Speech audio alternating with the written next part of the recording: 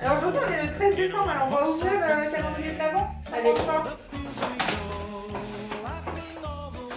Ah, il y a une personne qui voudrait savoir la différence entre les tests PCR et les tests antigéniques, avoir des informations à ce sujet. D'accord. Alors, ce qu'il faut savoir, c'est que le test de référence reste le test PCR, mais on peut aussi faire un test antigénique depuis quelques semaines.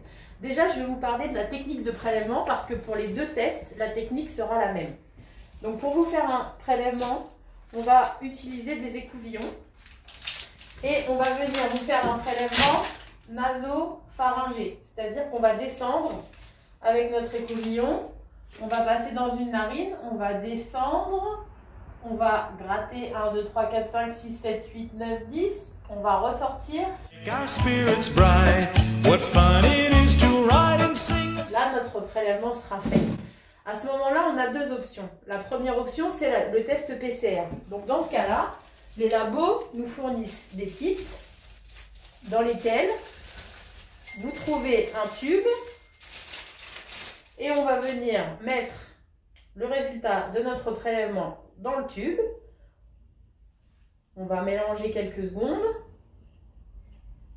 Et après avoir fini de mélanger, on va se débarrasser de notre écouvillon qui peut être contaminé. Et là, on a un tube qui est prêt à partir au labo. Ça, c'est pour le test PCR et les résultats de ce test sont donnés actuellement par les labos entre 24 et 48 heures. Alors, est-ce qu'on peut le faire dans toutes les situations de test PCR du coup? Le test PCR, on peut le faire dans toutes les situations, peu importe votre âge, votre état de santé, si vous êtes contaminé ou au sein d'un cluster, que vous ayez été en contact ou que vous soyez déjà dans les symptômes, on peut faire le test PCR à n'importe quel moment. Ok. Et alors pour le test antigénique, ça se passe comment? La technique de prélèvement sera exactement la même comme je vous l'ai montré tout à l'heure. La seule différence, c'est qu'on va pouvoir tout faire ici. On va pouvoir techniquer sur place. Donc on a un kit spécial. On va changer de pièce. Et c'est sur place qu'on va pouvoir techniquer votre test avec le prélèvement qu'on aura effectué. Une fois que le test sera effectué, vous allez devoir patienter 15 à 20 minutes et on va pouvoir vous donner directement les résultats, savoir si le test est positif ou négatif et vous imprimer vos résultats pour que vous repartiez avec une attestation.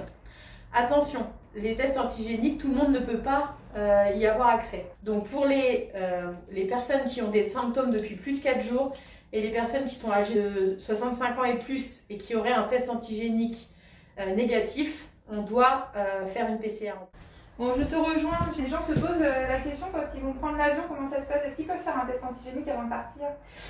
Oui et non. En fait, le test antigénique est reconnu par les compagnies aériennes et les différents pays dans lesquels vous pourrez aller en vacances cet hiver, à condition qu'il ait été effectué par un pharmacien, un médecin ou un laboratoire. Vous ne pouvez pas vous présenter avec un test antigénique qui aurait été fait sur un site de prélèvement où c'est des infirmières qui s'occupent des tests. Donc,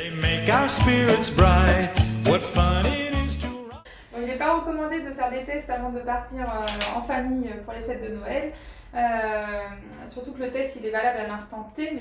Donc du coup, si vous rencontrez d'autres personnes entre le test et puis la rencontre avec votre famille, vous risquez d'être contaminé entre temps. Donc l'idée c'est de garder les gestes barrières, de continuer à maintenir une distance, de porter le masque quand on peut au maximum et rester isolé quelques jours avant pour éviter de prendre le moindre risque.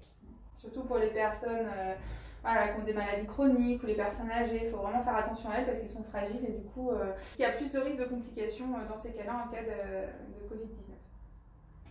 Merci Céline. Merci Virginie. Bonne journée tout le monde.